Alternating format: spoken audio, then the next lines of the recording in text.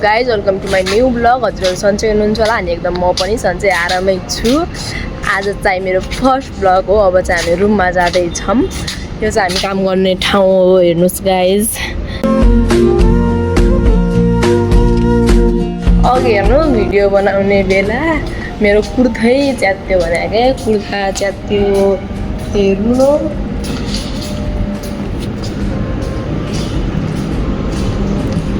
पानी भोरा मदन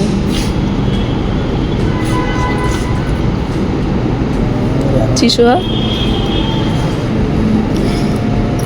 के गर्नु गाइज पानी लहर जानुपर्छ रुममा जाने बेला रुममा पानी त छ तर खाइन जस्तो छैन यस्तो चिसो पानी आउँछ हेर्नुहोस् चिसै चिसो आउँछ